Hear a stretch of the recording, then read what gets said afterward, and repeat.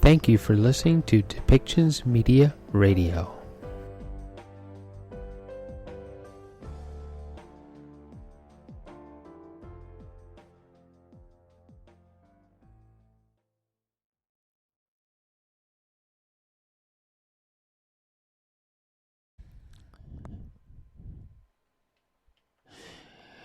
Welcome back to Depictions Media Radio. I'm your host, Michael Clogs, and BC has come up with a new economic plan as of February 17th, 2022. And, okay, so here it is in a nutshell. Our society lives and dies according to economic growth and recovery. When we have an economic downturn, of course, we're low on jobs and things just seem to become more expensive and income to purchases become harder to achieve. So the NDP government is coming up with a new economic plan, and they're hoping that their plan is going to help British Columbia grow economically, help the economy fix a lot of things, make a lot of social problems disappear with a better economy. So let's listen to what John Horgan, Ravi Kahlon, and Andrew Mercier have to say about the BC economy and how the BC economy is going to fit into Canada.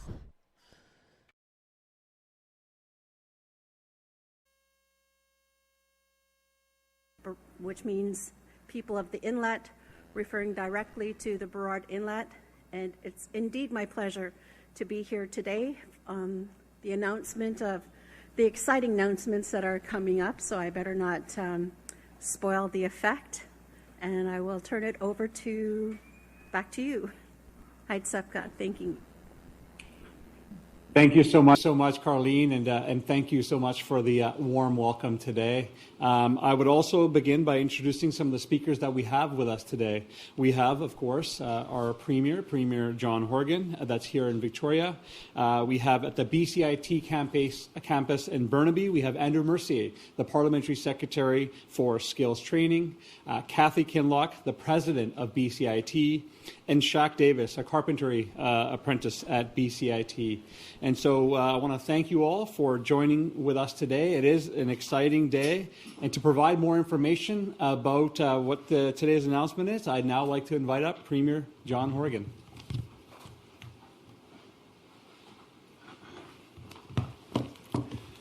Thank you, Ravi.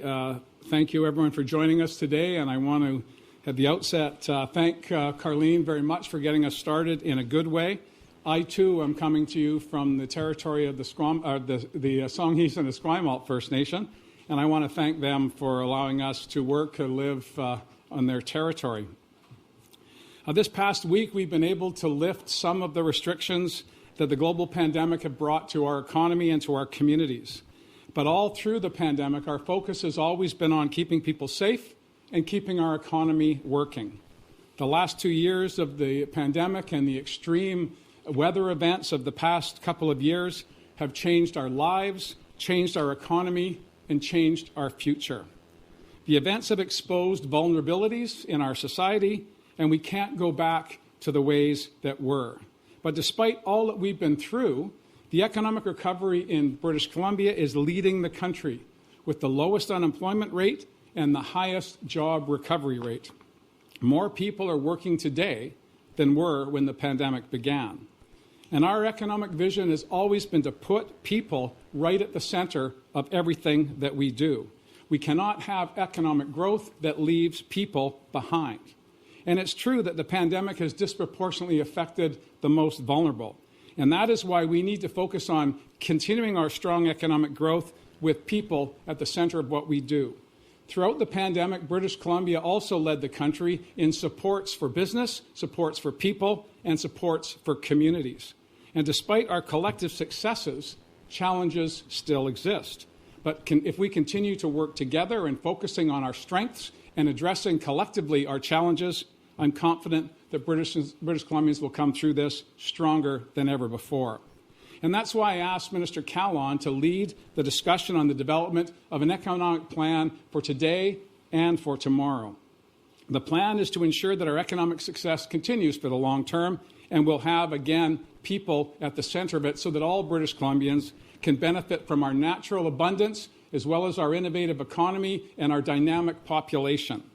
This plan, of course, is the result of extensive consultations Minister Kahlon and others have conducted with British Columbians in business, labour, First Nations, municipalities, universities and colleges, entrepreneurs, not-for-profits, and many, many more. All of those people, all of those groups have had a say in part and parcel of what we're bringing forward today. And of course, we are building on our advantages as we would expect, and we're wanting to focus on the news that Minister Kang and Minister Kahlon provided just a few days ago, that over the next decade, we're going to need to fill 1 million job vacancies.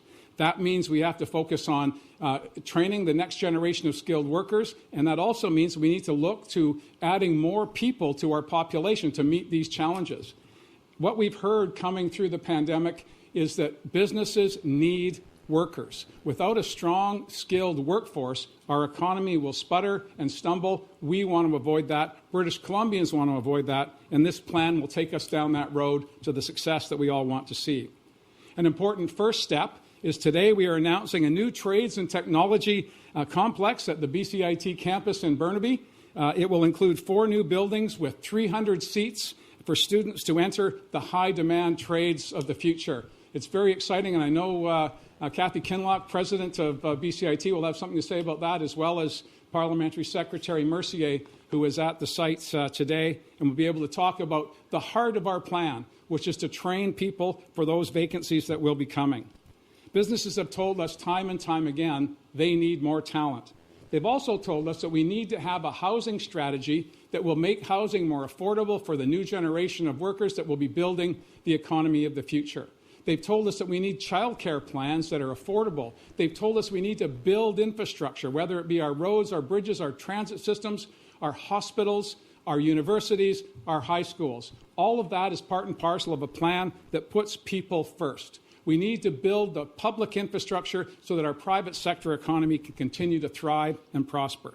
Whether it's small business diversification, whether it's our vibrant life sciences sector, whether it's our natural resources, which we continue to have in abundance but must be stewarded with a view to sustainability going forward, we need to focus all the while on inclusive growth and a clean economic recovery. Business is depending on all of us going forward,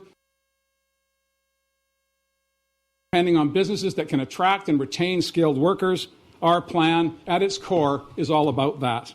I want to say that BC's economic plan, as you've seen behind me, and as Ravi and I will be carrying around as our codex for how we build the economy of the future, starting today, is very exciting. There's lots of work to do, and I'll pass it back to Minister Kahlon, and he'll have more comments to make. Thank you very much.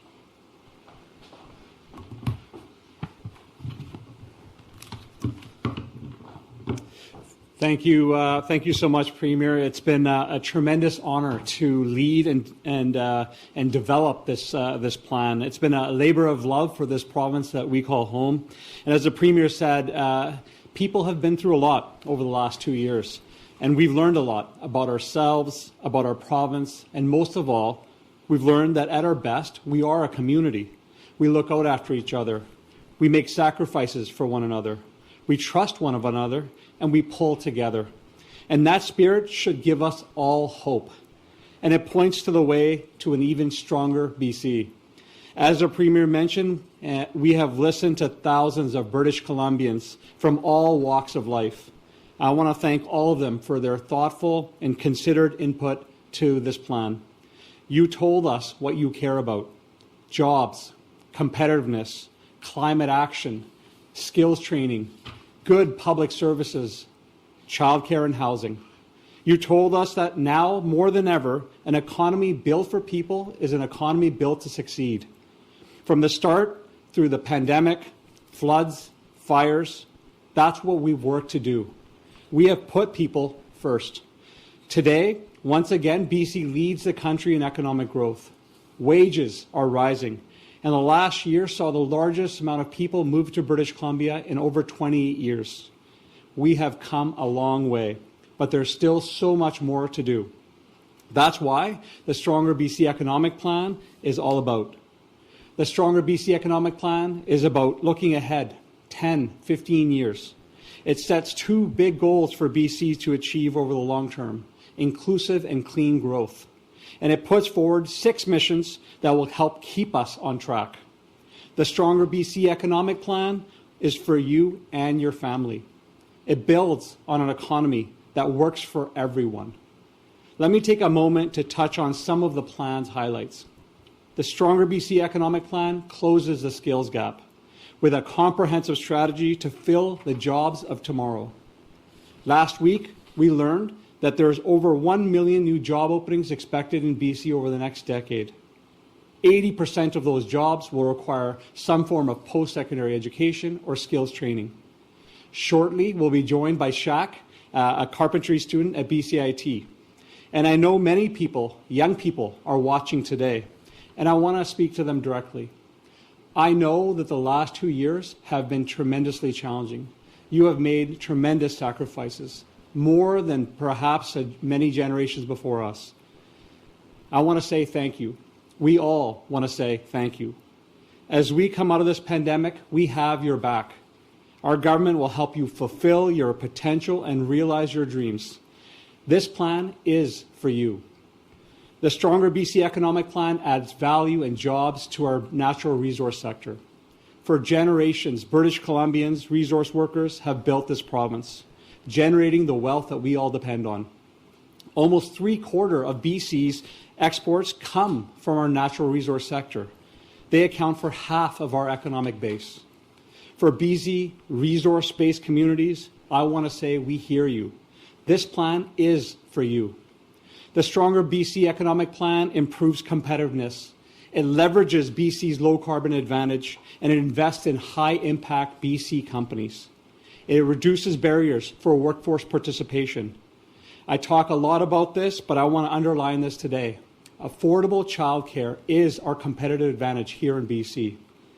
To businesses who need new workers and to parents struggling to balance the need of work and home, this plan is for you. The Stronger BC Economic Plan supports BC's job creators. It grows our economy and it fosters innovation. To every small business owner working long hours and to every entrepreneur taking a risk on a new idea, this plan is for you. The Stronger BC Economic Plan builds on modern economic infrastructure, roads, bridges, transit across BC. To commuters, transit users, cab drivers and truckers, everyone who relies on this infrastructure, this plan is for you. The Stronger BC Economic Plan helps businesses and people transition to clean energy solutions. I'm so proud that BC has the best climate action plan in North America with Clean BC. We are showing the world that tackling climate emergency is creating new economic opportunities and jobs across our economy. To every innovator working on low-carbon technologies, to every British Columbian doing their part to reduce emissions, this plan is for you. The Stronger BC Economic Plan seeks out new partnerships with First Nations to support economic initiatives. Indigenous peoples and leaders must be full partners of all aspects of our economy. It's an enormous economic advantage for BC. We know that our economic future requires full participation of Indigenous peoples. This plan is for you. The Stronger BC Economic Plan opens up new markets by promoting BC's unparalleled commitment to environmental and social responsibility. It closes the digital divide. It builds more affordable housing. It positions BC to be a global leader in new technologies like mass timber, and it grows BC's agritech and manufacturing sectors. This plan is for all British Columbians. Friends, I could go on, but I know you're excited to hear from everyone that's gathered. So let me conclude by saying this. As a Minister for Jobs, Economic Recovery and Innovation, I've been in awe of the grit and determination shown by BC's business and workers. As tough as the COVID pandemic has been, you have helped bring out the best in us. I want to say thank you. We all want to say thank you. It's not over yet, but the days are getting brighter, and with this plan, our government is keeping our focus on where it belongs, on you. With an economy built for your family, an economy that's built for all, an economy that's built to succeed, a stronger BC for everyone. So with that, I want to say, I want to turn this over to my colleague, the Parliamentary Secretary of Skills Training, Andrew Mercier, over at Bcit. Andrew Mercier, over at Bcit. Thank you, Minister Kahlon, and I'd like to acknowledge as well that I'm here in Burnaby at Bcit on the traditional territory of the Musqueam, Squamish, and Tsleil-Waututh First Nations, and I'd like to acknowledge the hard work that the Minister of Advanced Education and Skills Training, Ann Kang, has done to make this project a reality. The best part of my job as the Parliamentary Secretary for Skills Training, hands down, is speaking with apprentices. I am so filled with hope when I speak with apprentices. These are the people that have kept the lights on and kept supply chains moving, kept our infrastructure running throughout the pandemic, and they're the folks that are going to be helping build our recovery. And I'm heartened by the conversation I just had this morning with fourth-year Bcit carpentry student Shaquille Davis, who we'll be hearing from shortly. Bcit is one of the largest trades and technology education providers in this province. And we do it better in this province than anywhere else. Bcit works closely with industry to make sure that we are training the people we need for the jobs for tomorrow. And we're investing here today in a new trades and technology complex at Bcit here in Burnaby. This will result in 4 new purpose-built spaces at the Burnaby campus, and it is going to support students from more than 20 different programs, from plumbing and steam fitters to engineers, carpenters, and more. And I think, importantly, it's going to help support the Stronger BC economic plan by making sure that those workforce development priorities are enshrined in this project. It will create spaces for marine fitters so that metal fabricators and boilermakers can take full advantage of the shipbuilding industry. And as well, make sure that there's space for iron workers and carpenters to upgrade so that we can stay ahead of emerging technologies like mass timber. This is more than a building. What this represents is a generational investment in skills training and economic development in this province. It's going to create, just from the construction of the building itself, 600 jobs.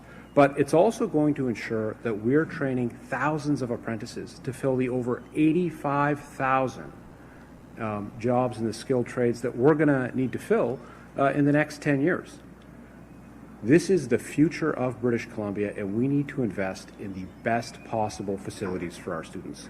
So I want to thank Bcit for bringing this project forward. I know Kathy Kinloch has done a lot of work on this. And also I want to take a moment and just thank the local MLA for Burnaby North, Janet Rutledge, for the advocacy that she's done for this project.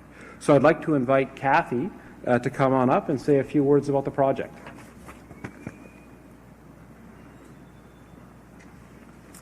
Well, thank you, Andrew Mercier, Parliamentary Secretary, and thank everyone here for being on campus today here in Vancouver, but also in Victoria. It's great to see you all, and thank you as well for your leadership.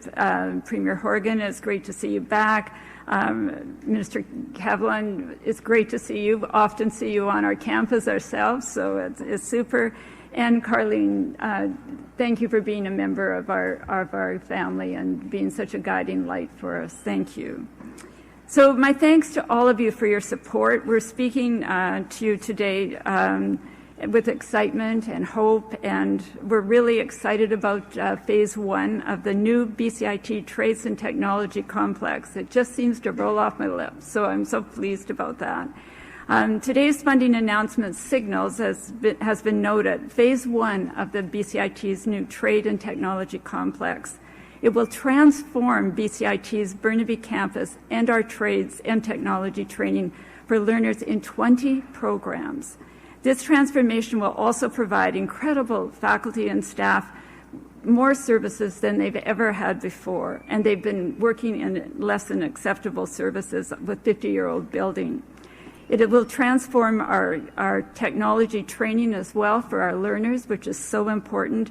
And members can expect to see new buildings with collaborative spaces, state-of-the-art shops, covered learning arenas, and the continuing daylighting of Gishon Creek, which will serve as a new pedestrian green space, as well as a living lab for students studying ecological restoration.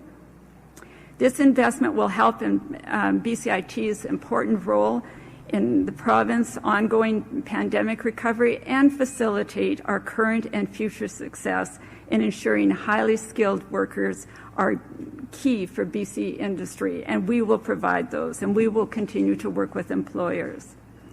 I'd like to acknowledge the generous donations as well that have come in from the public sector, or from private sector, I should say, with the leadership of Dr. David Podmore, who will be contributing to these donations will allow us to have extra funding to, no doubt there'll be extras as we go along in the course of the build. So our capital campaign has been very successful and wanted to acknowledge the work that's going on.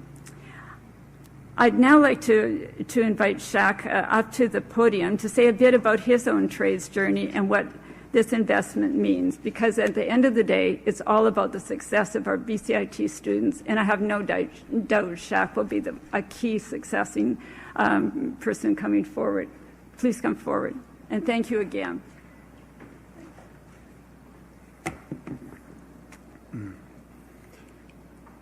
Hello, everyone. My name is Shaquille Davis, and I am a Level 4 Carpentry Apprentice here at BCIT.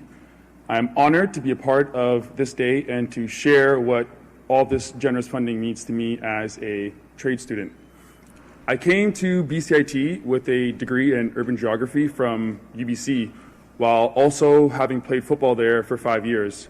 It was there one summer that I got a part-time job as a carpenter, and it was then my love for carpentry developed. After graduating, I took the Level 1 Carpentry Apprentice program here at BCIT and got a job as a carpenter apprentice. And pretty much, you can fast forward 5 years later, I'm about to take my Red Seal exam next week. BCIT is a place where students learn to maximize their potential while gaining hands-on work experience that is applicable to everyday life. Thanks to the support from BCIT, the provincial government, and industry partners, there will be more educational opportunities for students like myself in pursuing our career goals and becoming innovators for the trades industry. Thank you.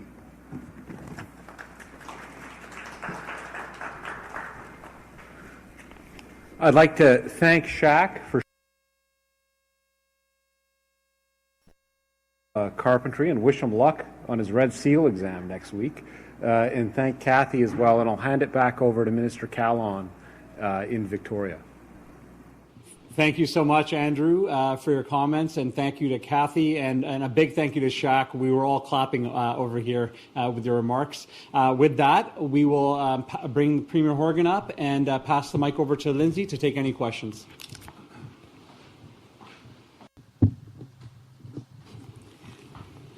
Thank you, everyone. As a reminder to media on the phone line, please press *1 to enter the queue. You're limited to one question and one follow-up.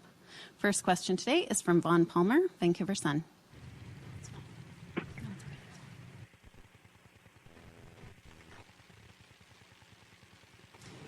Vaughn, are you there? I'm here. Go ahead. There you go. Yeah, sorry. No worries. A Stronger BC, Premier, was the theme of your 2020 election platform, and as I recall, many of the same talking points were in it. This is a vision statement. 18 months later, what's new about it? Well, what's new about it is the announcement coming from BCIT today, Vaughn, of creating a $136 million facility for 300 spaces, 20 different programs, and these initiatives will be duplicated going forward. Minister Kahlon, Minister Popham will be making an announcement on Saturday with respect to expanding our agri-tech component. So all of the elements that are in the Stronger BC plan are either underway or about to be launched. And as you know full well, watching public events over the period of time that the ambitions and the aspirations become reality over time. We have our budget next week that will lay out, for example, the creation of a new ministry that is particularly focused on ensuring that reconciliation, the Declaration on the Rights of Indigenous Peoples, and certainty on the land base can be there for communities, Indigenous people, investors, and workers. So all of the elements of the plan, as you see it today, as we've talked about over our time in government, are coming to reality. The building that Andrew's standing, the building that we talked about today will be a community benefits building. So not only will we be putting public resources into creating the spaces for people to learn, as we build that space, people will be learning as well. And it's those types of targeted investments that will help us meet the skill shortages that are so obvious to us now. Vaughn and others who will be coming to ask questions afterwards, every sector of our economy is crying out for more people. We have the lowest unemployment rate in the country. More people are coming here than have come in decades, and that is not likely to stop with the opportunities and benefits of coming to British Columbia, where we're focusing on public housing, public health care, child care, and all of the other component parts that make our economy so robust and add to our competitiveness. So what's new is that we're underway, and we're launching not just a building today, not just agri-tech, on the weekend, but every part and parcel of what we've got in the plan here is going forward, whether it be connecting communities through broadband policies that are being accelerated, but all of those components will seamlessly come together into one stronger BC economic plan. I think Minister Kahlon. Do you want to add that? Sure, go ahead, Ravi. Yeah, thanks, Vaughn. And this plan is about making life better today and preparing us for tomorrow. We've taken the learnings from the pandemic, from the floods, the fires, all the challenges we faced over the last 2 years, and heard from British Columbians. And what we heard from them is we need to close the skills gap. We need to invest and support some new growing sectors, life sciences, agri-tech, clean tech. Some of that is highlighted in the plan. 13 new actions to make life better for British Columbians today in the years ahead. Vaughn, do you have a follow-up? Yes, please. Premier, can you hear me this time? You're good. Hello? Yeah, okay, sorry about that. Could you explain the relationship between this economic plan and the one your government put out 2 years ago? And the reason I'm asking is because that plan had such goals in it as improving the standard of living for all British Columbians and producing greater government revenues without raising taxes. So are those two goals from 2 years ago still goals, or is this plan intended to supersede that plan? No, this builds on the work that Don Wright did, my deputy, former president of Bcit, built on, this plan builds on that, those foundational elements of what is the historic position of the BC economy, and now we're taking it into the future, as Ravi has said. Real wages have been going up since Don Wright's plan, and we want to see them continuing to go up. So the quality of life is improving because we're reducing costs for people, whether it be eliminating medical services premiums, bringing forward the child opportunity benefit that puts $650 a month into the pockets of families for children under the age of 18. All of these programs that we put in place and those that we've put in place through the COVID pandemic allow us to have a little bit more comfort. Obviously, affordability is a number one issue for British Columbians. Inflation is very high. These are largely policies that will have to be addressed by the federal government, but we're working collaboratively on a range of issues and the needs to ensure that we're competitive in our businesses, the need to ensure that we're building the infrastructure that the economy will need, as well as those public services. And we have always leaned, as you know, Vaughn, leaned in on the public service side because that's also about people.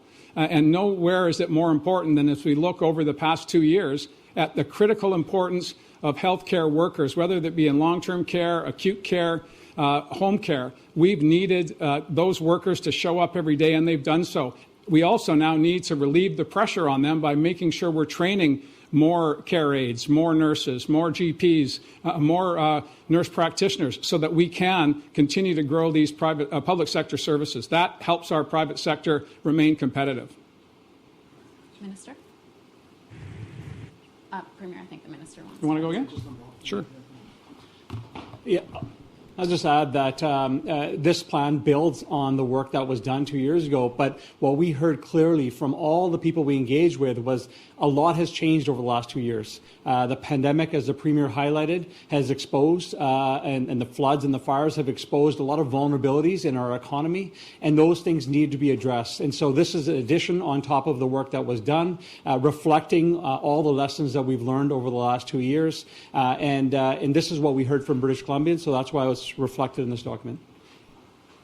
Next question is from Rob Shaw. Before you start, Rob, I just say, Vaughn, 2 questions, 4 answers. That's pretty good economy there.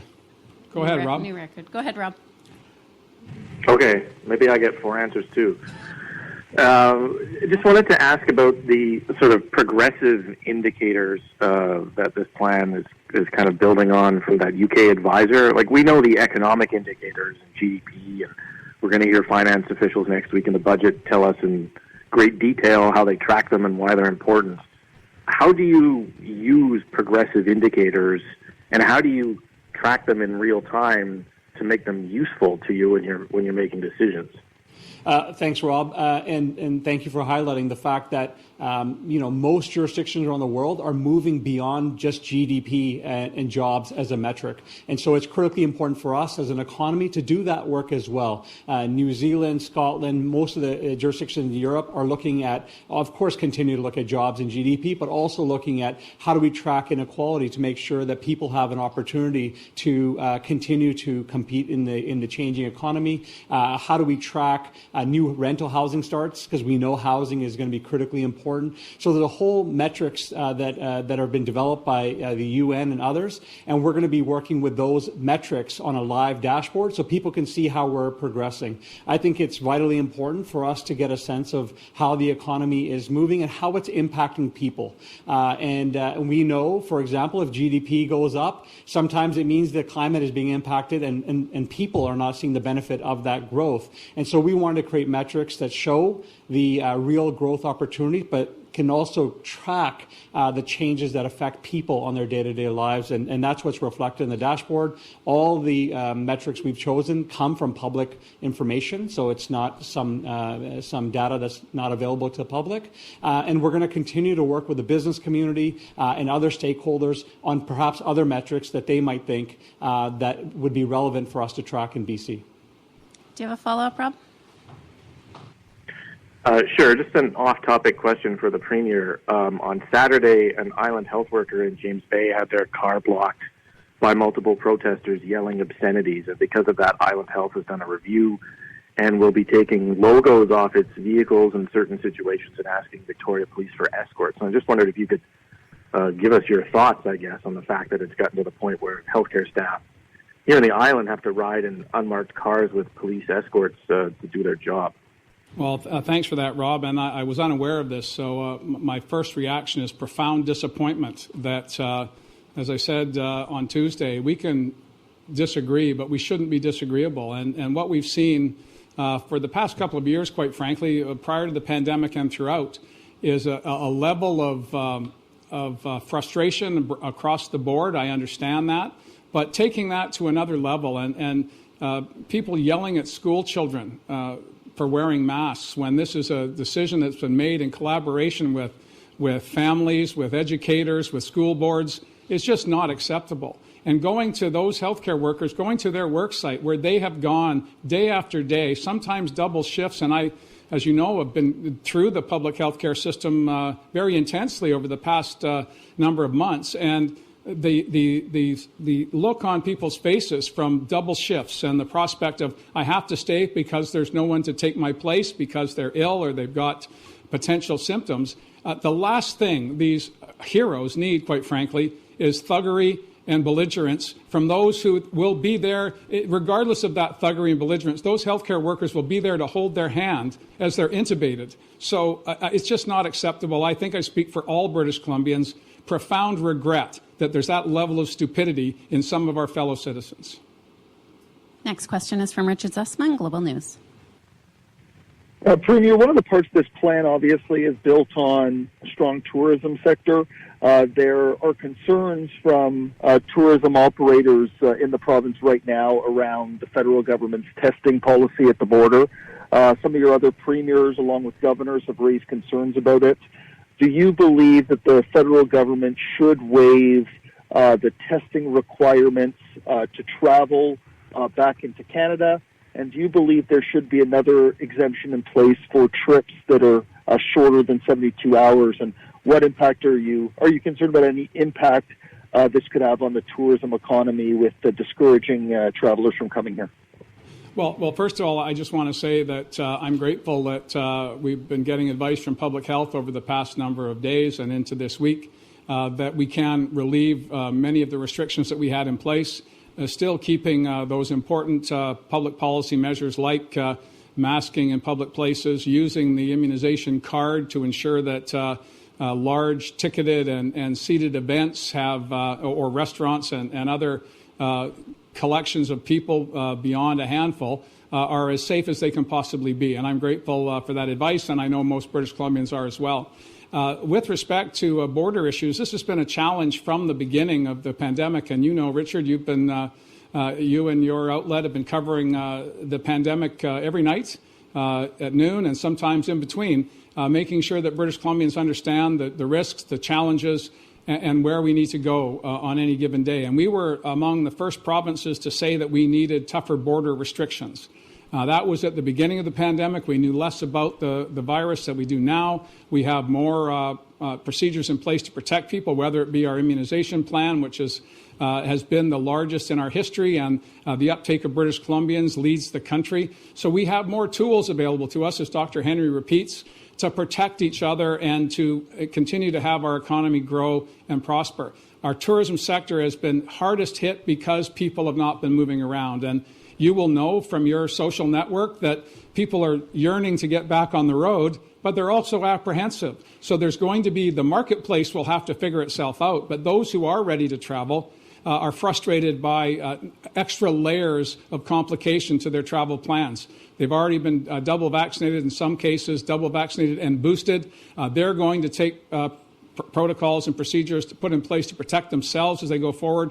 And I think the federal government is seized of that. They've started to talk about relieving those restrictions. And I think that the sooner they can get to that, the better for all of us, and certainly the best for the tourism industry. I'll add, while we're still on this subject, that I know the cruise industry, for example, was concerned a year ago about provocative measures by some in Congress. And we have worked, myself personally and Minister Kahlon and others, Minister Melanie Mark, have worked directly with international providers as well as those locally affected by any changes to the cruise ship industry. That is also going to require some federal regulation changes, and I'm looking forward to working with the appropriate federal ministers to make sure that can happen.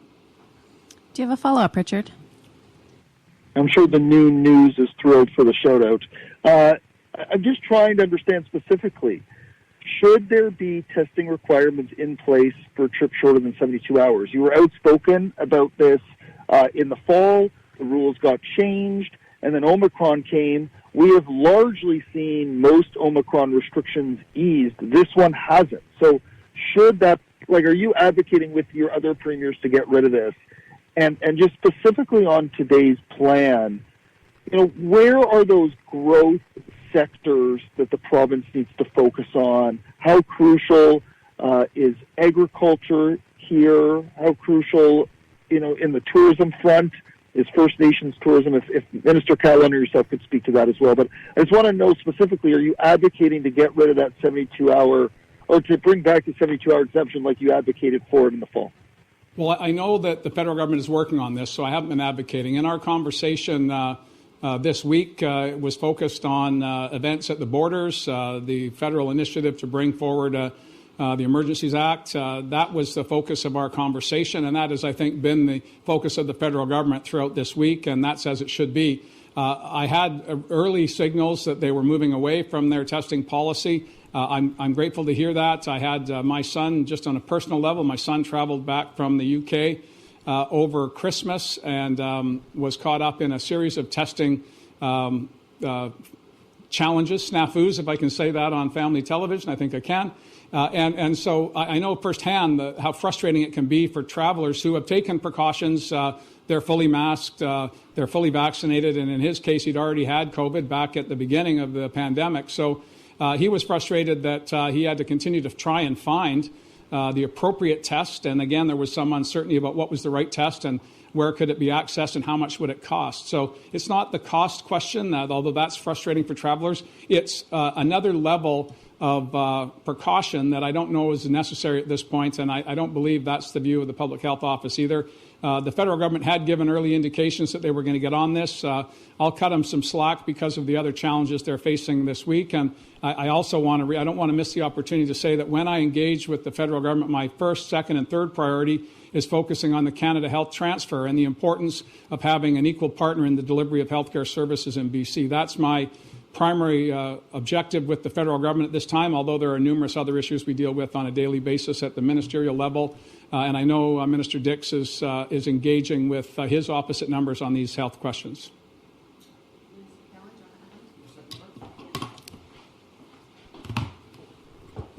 I'll add that part of the plan is that people are our competitive advantage. So investments in people we know are going to give us lots of opportunities, whether that's opportunities in agri-tech. We believe there's great opportunities in life sciences with our clean tech and innovation. We have a tech sector that's growing very fast, but also getting more value from our resource sector, getting more value and more jobs from all our resources. So this plan is about supporting the economy across the province. It has elements for people in rural communities. It has elements for people in downtown Vancouver, and that was the part we heard from British Columbians, and that's what I'm really proud of this plan.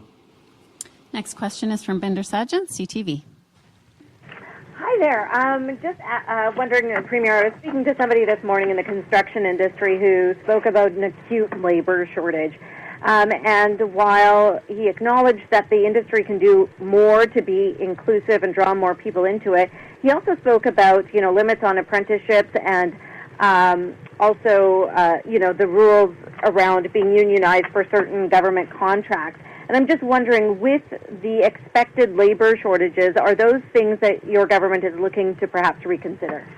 No, we're in fact accelerating our plans to train more people. And I say to the construction sector, Shaq is going to have his red seal shortly, and he'll be looking forward to getting onto a job site and practicing his trade, duly certified and ready to go. And we need more Shaqs. We need to multiply him 10 times over to meet the shortages that your commentator focused on. I believe, and as Minister Kahlon has said, we need to focus on people. We need to talk about skills and trades training in high school so that there's a path forward. Shaq's story is not unique. He went to post-secondary education to follow a passion, and in the process found another passion. And I think that young people, and myself, when I was younger, and many of the young people I know, start with a view of going in one direction and then find out they're going in another. Our job as government is to open as many doors as possible for opportunity to make sure that we're training the next generation. We have a baby boom generation that's heading for retirement, and that's going to create huge vacancies on top of the vacancies that Minister Kahlon and Minister Kang talked about in just general economic growth and the need to have more people to do the work that's required. So our focus is on training more people so they can get into the industry and they can start right away building their hopes and dreams in the community of their choice. Follow-up, Binder? Yeah, I'm just wondering also, with regards to immigration, just given the large number of job openings over the next 10 years, do you plan to have conversations, or have there been conversations with the federal government about better tailoring some of those programs to meet the needs? Absolutely, and that's a great question. We raise that regularly, British Columbia as well as other provinces.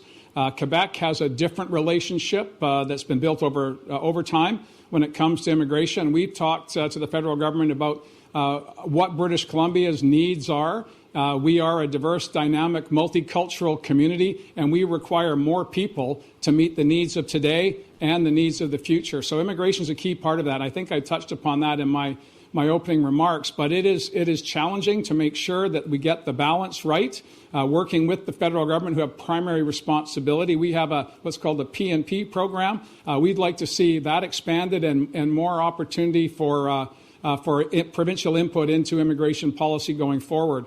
But with everyone that comes, we require more services. And so as much as we need more people, we also, once they arrive, they're going to need housing. They're going to need childcare. They're going to need transit. They're going to need access to K-12. They're going to need access to health care. So for everyone who comes, we need more people to provide services as well. So it sounds like it's a cycle, but that's, again, what built this great province. I'm the child of an immigrant, as is Ravi. So we speak with some experience about the benefits of having a policy in place nationally that can meet the needs of our province. Next question, Lisa Eustis, City News.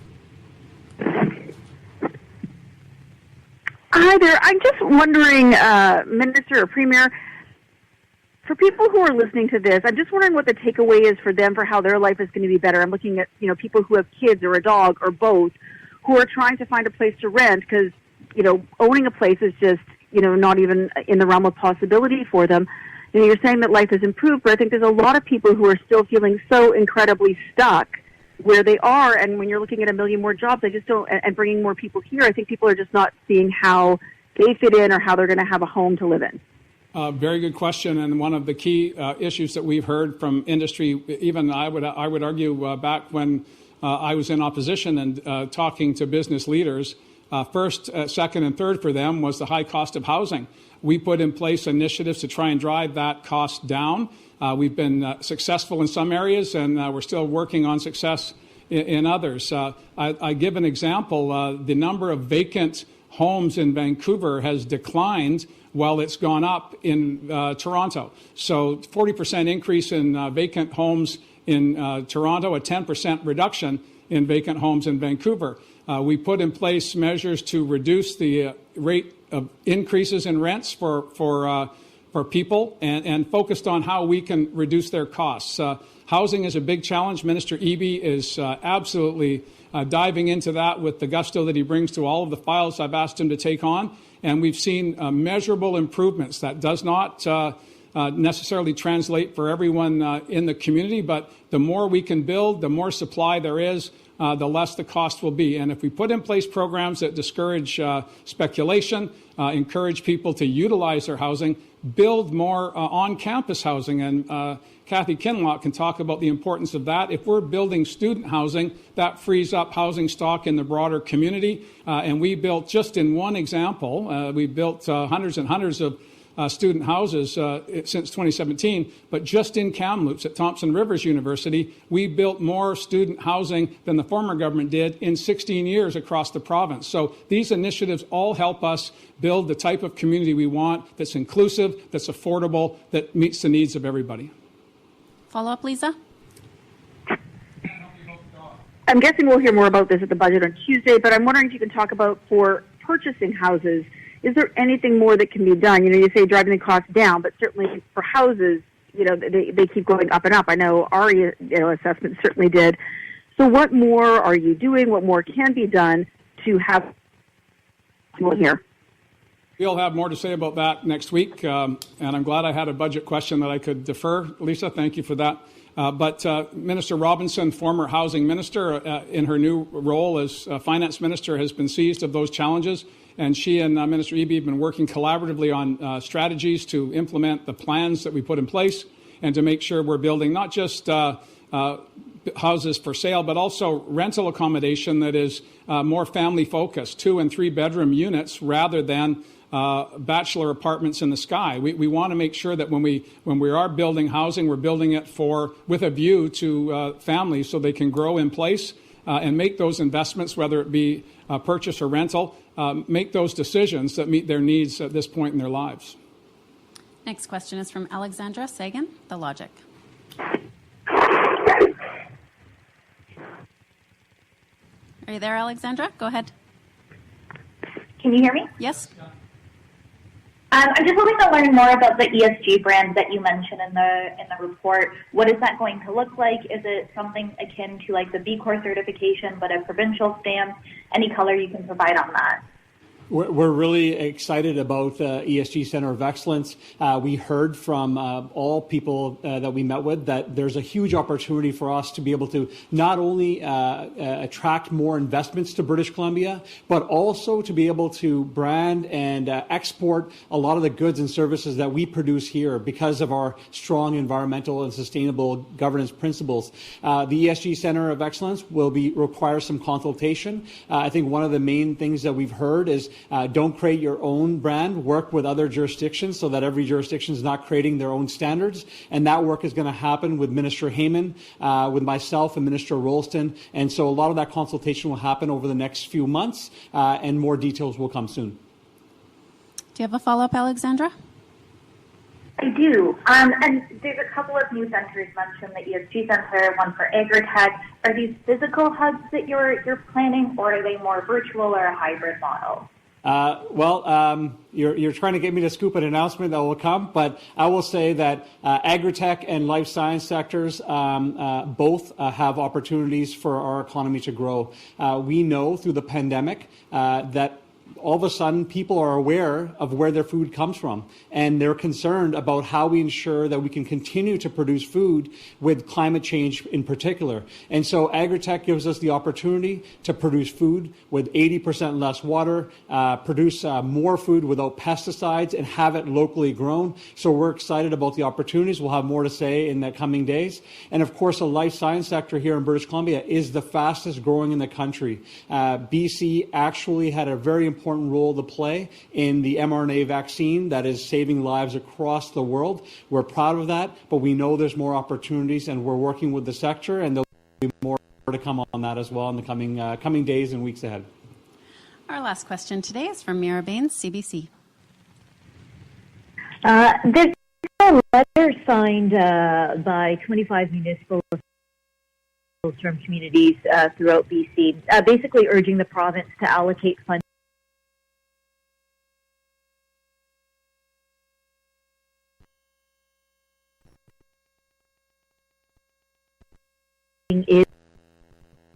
who would be affected by this deferral. And I'm wondering, is there any action on that fund? Well, there's lots of action on sustainable forestry in British Columbia. After the 2020 election campaign, I appointed Katrina Conroy, the first woman forest minister in BC history, comes from the interior, comes from the resource sector, to look and work on how we could implement the plan that we commissioned back in growth for the highest value to community now and into the future. And we've made great progress on that despite some of the more vocal people in communities across British Columbia. We've made significant announcements about deferrals, working with Indigenous communities to meet our obligations, not just through the declaration, but through repeated Supreme Court decisions about rights and title. And we have been trying to focus on part and parcel of Minister Kahlon's work and the creation of a new ministry coming through the next budget and into the next fiscal year is to make sure that we can do that permitting work, we can do that transfer of licenses when it's appropriate to do so, so that we can continue to have vibrant forestry activity, but in a way that's sustainable and protects those values that are most important to all British Columbians. And it's not an easy dance, I'd say it that way, but we have gone to great lengths to ensure that we're including as many people as possible in the decision-making process and ensuring that we can go forward so communities can be vibrant, workers are protected or in a position to continue in the sector in another way. Mass timber is a part of that. We've been talking about value added in our forest industry for decades. I can remember working in a pulp mill talking about having people in the lunchroom talking about value added, and that was 40 years ago. So we've got a long way, we've come a long way, but we've got a lot of work to do. Our plan will assist in that regard, and it will include First Nations, it will include workers, and it will include communities. Follow-up, Mira? Yes, and this is for a question. This is for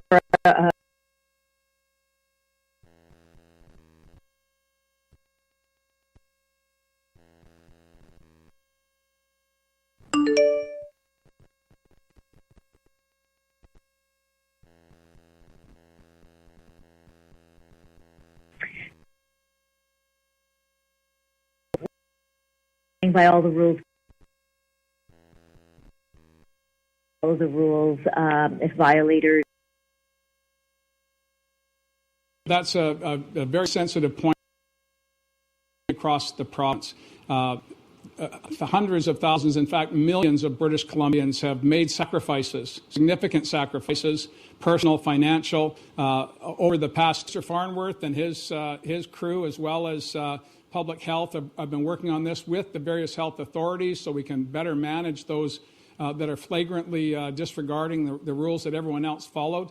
I can't get into any more details than that unless I look at specific cases, but I just want to say to those millions of British Columbians who have made sacrifices, my eternal gratitude and thanks, not just on behalf of my government, but all British Columbians. We have been successful here by any measure compared to others across the country or the continent because we have hung together and we have regarded the rules equally as best we can.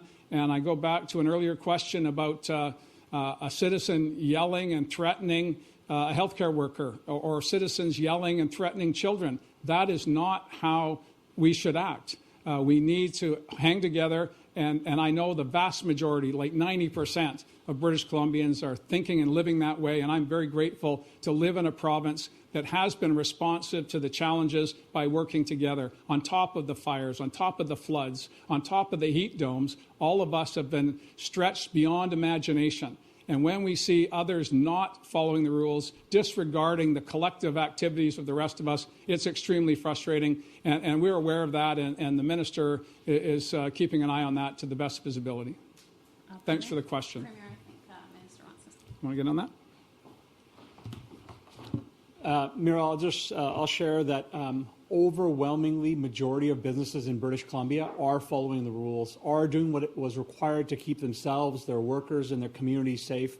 We made it clear, even through our financial supports, that businesses that weren't following the rules, that weren't trying to make their community a safe place, wouldn't get access to grants. And we've followed through on that commitment. Some businesses that were defying health orders did not receive financial supports. And we continue to support highest per capita supports for people and businesses for those that are following the rules. So. I want to thank media for joining us today. We will now take a group photo, I believe.